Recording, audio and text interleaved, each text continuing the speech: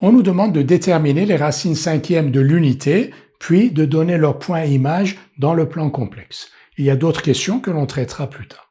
D'abord, les racines cinquièmes de l'unité. Les racines cinquièmes de l'unité, donc l'ensemble U5, est égal à 1. Ensuite, E puissance I 2pi sur 5, E puissance I 4pi sur 5, E puissance I 6pi sur 5, et enfin, E puissance I 8pi sur 5. Il faut connaître bien entendu la formule générale. Les racines énièmes de l'unité sont sous la forme E puissance I 2kpi sur n. Ici, n vaut 5, et donc k varie de 0 à 4. Et par exemple, donc pour n égale 5 et k égale 4, on a E puissance I 8pi sur 5. On a donc ces 5 nombres complexes. On nous demande leur point image dans le plan complexe.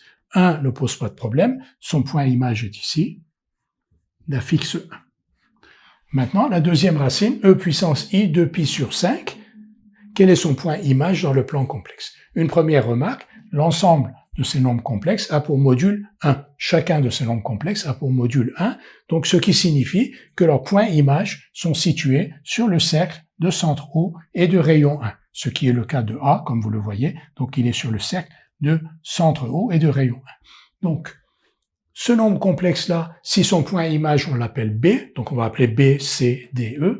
Donc, si ce nombre complexe-là, son point image, on l'appelle B, le point B est sur le cercle de centre O de rayon 1, et on connaît un argument de E puissance I 2pi sur 5, qui est égal à 2pi sur 5. Donc ici, on va avoir un angle dont une mesure est égale à 2pi sur 5, et là, on va avoir le point B d'affixe E I 2pi sur 5.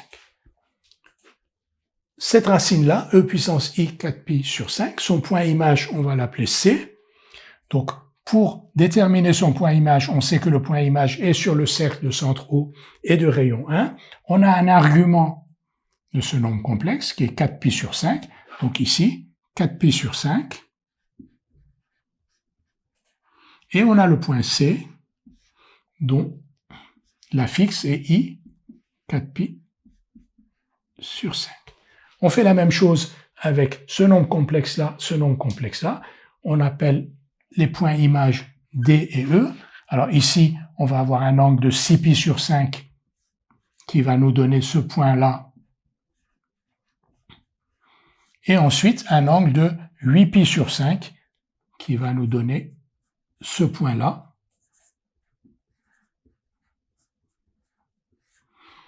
On a donc positionné les 5 racines cinquièmes de l'unité sur le cercle de centre O et de rayon 1, c'est-à-dire dans le plan complexe. On nous demande maintenant quelle est la nature du polygone ABCDE. On sait que le polygone ABCDE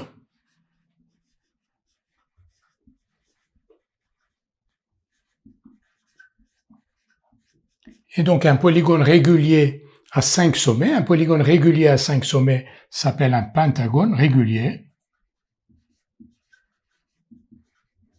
C'est un pentagone régulier qui est inscrit dans le cercle de centre O et de rayon 1.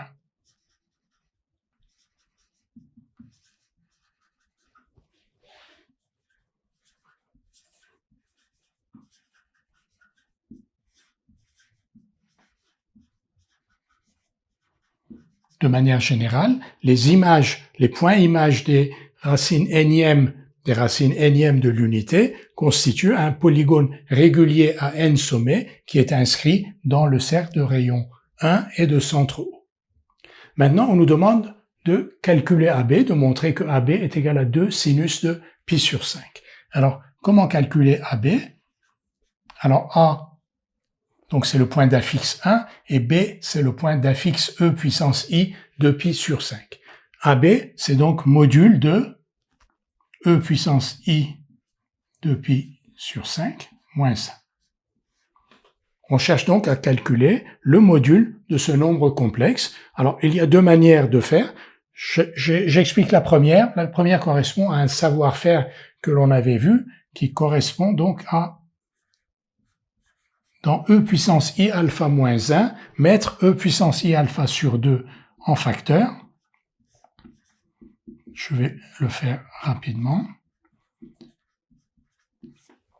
Donc on écrit E puissance I alpha moins 1. Alors, vous voyez la correspondance ici, c'est exactement une telle formule que l'on a, E puissance I alpha, une telle forme que l'on a, E puissance I alpha moins 1.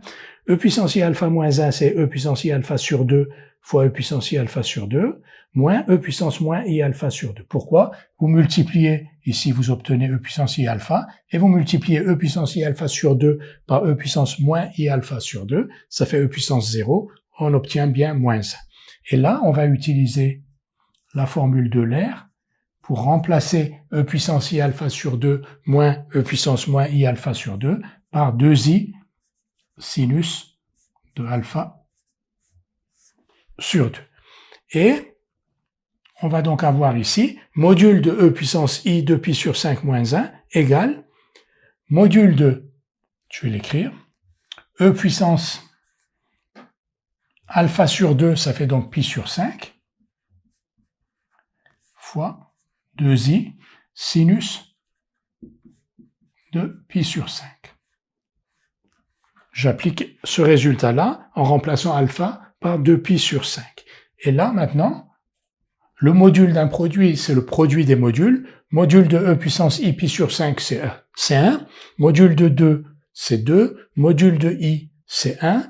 Et module de sinus de pi sur 5, c'est sinus de pi sur 5, parce que sinus de pi sur 5 est un angle aigu, son sinus est strictement positif, il est positif. Donc ici, on va avoir 2 sinus de pi sur 5, AB est bien égal à 2 sinus de pi sur 5. Il y a une deuxième manière de calculer module de E puissance I de pi sur 5 moins 1, qui est d'utiliser la forme trigonométrique ou la forme algébrique de E puissance I de pi sur 5, ce que nous allons faire tout de suite. On va écrire E puissance I de pi sur 5 moins 1. On va remplacer donc E puissance I de pi sur 5, on va l'exprimer sous forme algébrique, cosinus de 2pi sur 5, moins 1 ici, et plus I sinus de 2pi sur 5. On a juste remplacé E puissance I de pi sur 5 par cosinus de 2pi sur 5 plus I sinus de 2pi sur 5 et le moins 1 qui est là. Et donc maintenant, module de E puissance I de pi sur 5 moins 1, c'est racine de cosinus de pi sur 5 moins 1 au carré plus sinus de pi sur 5 au carré, ce qui donne. Alors, cosinus carré de pi sur 5 plus sinus carré de pi sur 5, ça fait 1. Il y a aussi un 1 ici, donc 2 moins 2 cosinus de 2pi sur 5. Et les formules de duplication nous apprennent que 1 moins cosinus de 2pi sur 5, c'est 2 sinus carré de pi sur 5. Donc ici,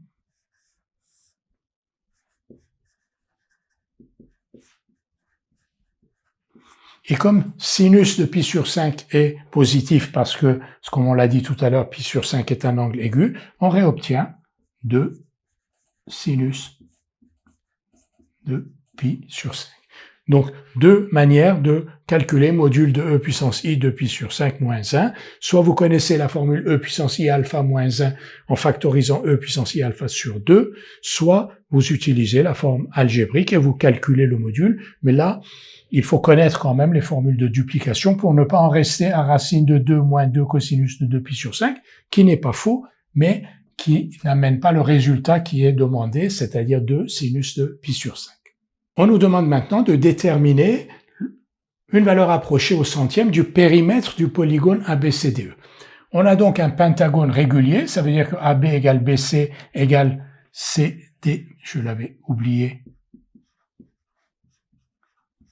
Donc AB égale BC égale CD égale DE égale EA. Les 5 côtés sont égaux. Donc le périmètre du pentagone ABCDE est égal à 5 fois du pentagone régulier, c'est ça qui est surtout important. C'est bien pour ça que le périmètre est égal à 5 fois un côté. Donc 5 fois AB, c'est-à-dire 10 fois sinus de pi sur 5.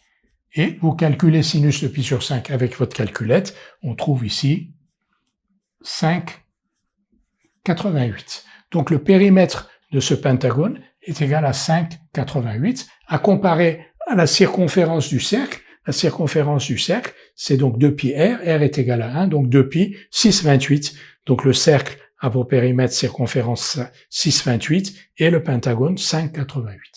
Ça, c'est les racines cinquièmes. Si on avait les racines septièmes, les racines n'ième plus n est grand, plus le périmètre du polygone inscrit va être proche de 2πr, c'est-à-dire de 2π.